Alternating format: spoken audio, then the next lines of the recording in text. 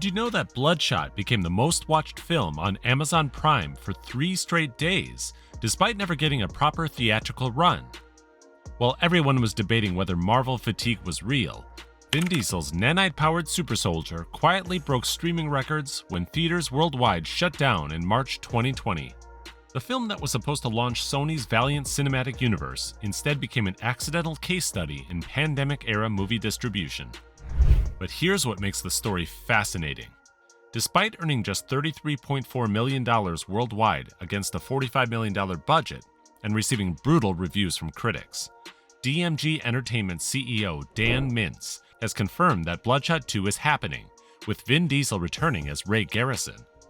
The question isn't whether Diesel wants to continue playing the immortal super soldier. It's whether Hollywood has learned the right lessons from Bloodshot's unique journey from theatrical disappointment to streaming success. The comic book underdog that refused to die. When Bloodshot hit theaters on March 13, 2020, it represented something increasingly rare in Hollywood. A big-budget superhero film that wasn't Marvel or DC. Based on the Valiant Comics character created in 1992, the film starred Vin Diesel as Ray Garrison, a former Marine killed in action and resurrected as an indestructible super soldier through nanite technology. Think Wolverine meets the Matrix, wrapped in Diesel's signature brand of earnest action heroics. The timing couldn't have been worse. Bloodshot opened the same weekend that the World Health Organization declared COVID-19 a pandemic. Within days, theaters across the globe began shutting down, leaving the film with just 1 week of theatrical revenue. What should have been Sony's answer to the Marvel Cinematic Universe instead became one of the first major casualties of the pandemic era. Director Dave Wilson, making his feature debut after years of visual effects work, had created a surprisingly faithful adaptation of the source material. The film followed Ray's journey from manipulated weapon to self-aware hero, complete with memory implants, corporate conspiracies, and spectacular action sequences that showcase the character's regenerative abilities. Critics weren't impressed, giving it a 30% on Rotten Tomatoes. But the film's commitment to its comic book roots and Diesel's charismatic performance resonated with audiences who actually got to see it. The streaming phenomenon nobody saw coming. What happened next changed the conversation entirely. 11 days after its theatrical premiere, Bloodshot became available on video-on-demand platforms, a move that was revolutionary at the time, but would soon become standard practice. The results were immediately impressive. The film became Amazon Prime's most-watched movie for 3 consecutive days and maintained strong viewership numbers for weeks. This wasn't just about pandemic viewing habits.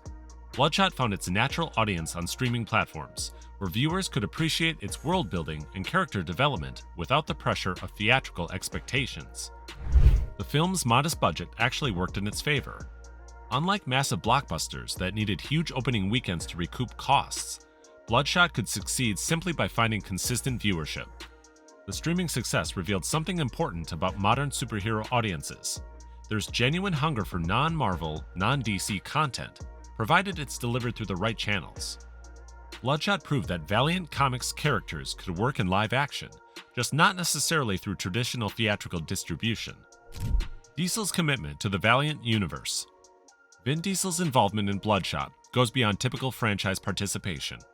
The actor has been genuinely passionate about bringing Valiant characters to screen, seeing parallels between the comic publisher's approach and his own preference for character-driven action. Unlike his Fast and Furious work, which evolved organically into an ensemble franchise, Bloodshot was conceived from the beginning as universe building. Sony's original plan was ambitious. Establish Bloodshot as the cornerstone of a Valiant cinematic universe, with Harbinger planned as the second entry.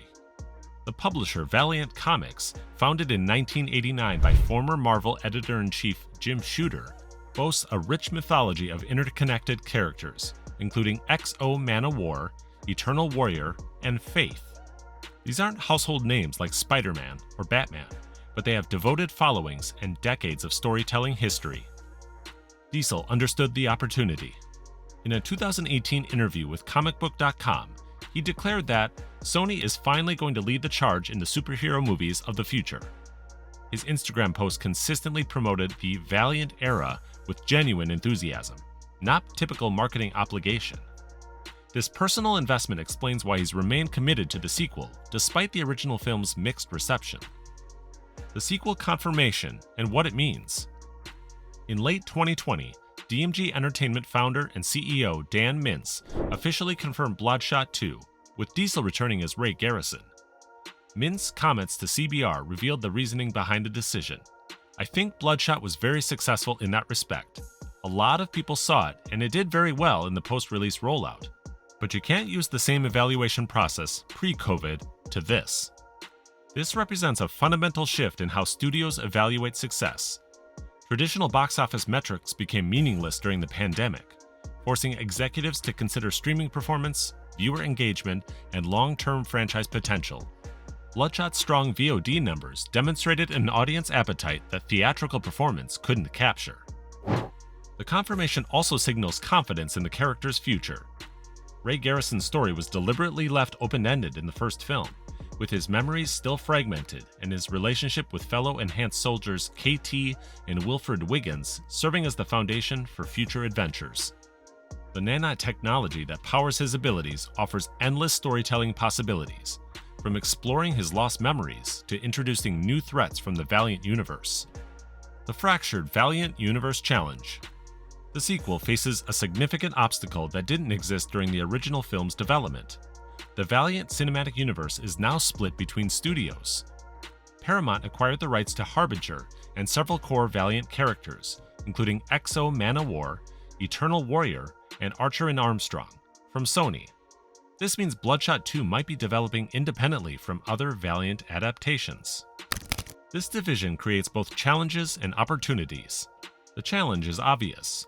Building a shared universe becomes exponentially more difficult when different studios control key characters. Marvel's success stems partly from having complete creative control over their character roster.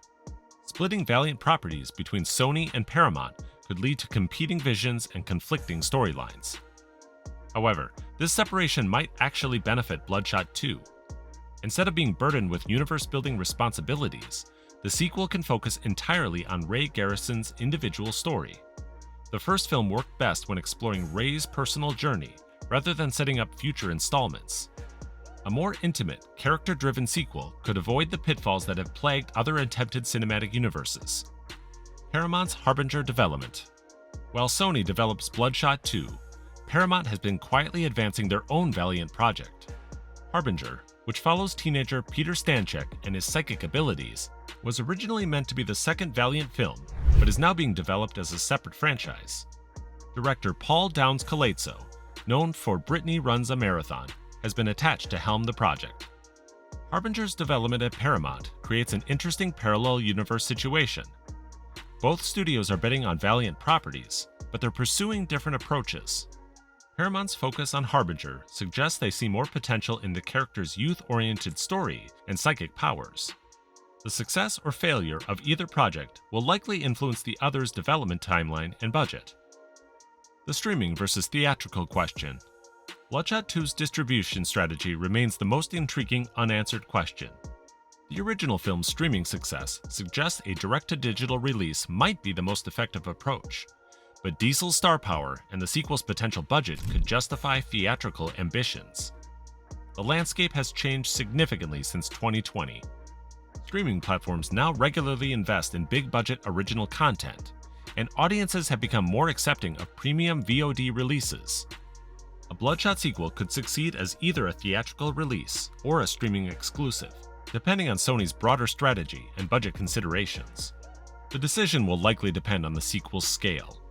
If the film maintains the original's $45 million budget and focuses on character development over spectacular action, streaming makes sense. But if Sony decides to double down with a larger budget and universe-building ambitions, theatrical release becomes more attractive despite the risks. What the sequel could explore. The first film left Ray Garrison's story deliberately incomplete, creating multiple avenues for sequel exploration. His memories remained fragmented, with 5 years of his life still missing. The revelation that his wife was actually an ex-girlfriend who left him years earlier opens emotional territory that could ground the sequel's action in genuine character development. The supporting cast also offers sequel potential. Eiza Gonzalez's KT and Lamorne Morris's Wilford Wiggins formed a new team with Ray by the film's conclusion, setting up a more collaborative dynamic for future adventures. Their combined skills, Ray's physical abilities, KT's tactical expertise, and Wiggins' technical knowledge create opportunities for more varied mission structures. The Fast and Furious factor. Vin Diesel's primary scheduling challenge remains his commitment to the Fast and Furious franchise. With Fast X released in 2023 and additional entries planned through 2026, his availability for other projects is limited. However, the Fast franchise is approaching its planned conclusion, which could free up significant time for passion projects like Bloodshot 2. Diesel has historically alternated between franchise obligations and personal projects. His pattern suggests periods of intense Fast and Furious focus, followed by opportunities to explore other characters. The Riddick franchise benefited from this approach, with Diesel using his Fast success to finance and develop projects that studios might not have greenlit independently. Bloodshot 2 could follow a similar trajectory. If the sequel enters production after the Fast franchise concludes, Diesel would have the time and creative freedom to fully develop Ray Garrison's character without competing obligations. So what's your take? Should Sony bet on Bloodshot 2 as a streaming first franchise, or does Ray Garrison deserve another shot at theatrical glory? Drop your thoughts in the comments below, and don't forget to like and subscribe for more deep dives into the superhero projects that exist somewhere between success and failure.